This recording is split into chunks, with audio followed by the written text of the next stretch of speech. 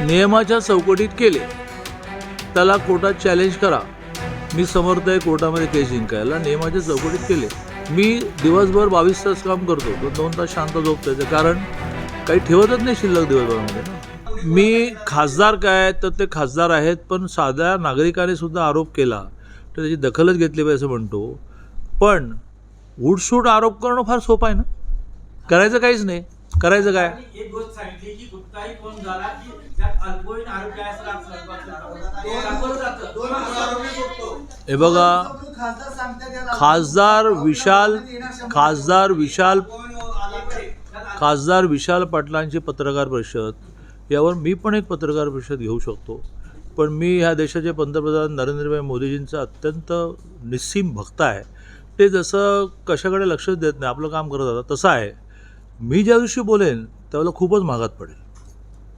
आणि मग याचा आज विशाल पाटलांनी म्हणावं की तयारी आहे, तर मग पुढच्या आठवड्यात मी प्रेस कॉन्फरन्स घेतो की ह्या जिल्ह्यातला सहकार कोणी मोडीत काढला, कारखाने कोणी मोडीत काढले, बँक कोणी मोडीत काढली, सुदगणी कोणी मोडीत काढली.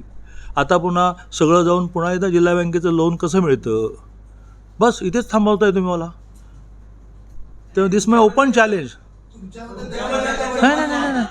नाही मी तुम्ही खासदार एक मिनिट. तुम्ही खासदार अरे हुशार आहेत खासदार, हुशार आहेत. हां, ते काय म्हणायचं, SP खूप चांगले आहेत पण कलेक्टर फार वाईट आहेत. आम्ही एवढे दूधखोळे नाही आहोत. आम्ही टीमने काम करतो. जर दोष असेल तर आमचा सगळ्यांचा दोष आहे. एकट्या SP चा कशाला दोष आहे. मी पालकमंत्री कशाला झालो, या गाड्यांमधून फिरायला झालो का. माझं म्हणणं असं आहे की खासदारांनी उठसूट आरोप करताना एक बोट तिकडे जेव्हा असतं ना, ते 4 बोटं इकडे असतात. आणि त्यामुळे त्यांनी आज डिक्लेअरच करावं की चंद्रकांत पाटलांना माझं खुलं आव्हान आहे, माझ्या प्रेस कॉन्फरन्समध्ये बोलावं next week only for this press conference. हो ना जानतो, सुरू करू ना. वसंतदादा बँकेपासून आणि वसंतदादा कारखान्यापासून सुरू करू ना. वसंतदादांबद्दल आमचं काहीच म्हणणं नाही. आमचं मदन भाऊंबद्दल काही म्हणणं नाही, विष्णुपंतांबद्दल काही म्हणणं नाही. पण आज काय स्थिती आहे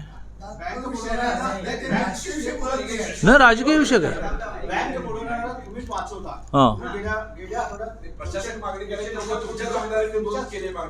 मला एकच मिनिट, एक जण घे. जनरल प्रेस कॉन्फरन्स करू नका. आज मी 3 गोष्टींचा आढावा घेतला, पण यांनी मुद्दा उपस्थित केला त्यामुळे पुन्हा प्रबोधन करेन. काय बँकेबद्दल माहिती आहे तुम्हाला आणि बँकेच्या नियमांबद्दल. ऐका ना, मी सहकार मंत्री होतो 2 वर्ष. ज्या वेळेला एखादी बँक घाट्यात जाते त्यावेळेला त्याची वसुली करता एका स्टेजला जी कर्ज राहिली, वसुली करताना विकी करता एका स्टेजला आता याच्यापेक्षा जास्त खणता येणार नाही असं म्हणून तो विषय क्लोज करायचा असतो. वसंतदादा बँकेचा विषय किती वर्ष चालला आहे आणि जवळजवळ मी असं म्हणेन 80-82% लोकांचे पैसे विकले दिल्याचं होत एका स्टेजला ती कोणाचीही क्लोज करावी लागते. वसंतदादा बँकेची इन्क्वायरी केव्हा सांगू, मी सहकार मंत्री तेव्हा सुरू झाली 14ला. आज इयर कोणते 26. तेव्हा दिस इज अ लॉ. आम्ही काय कोणाला फेवर नाही केलं ना.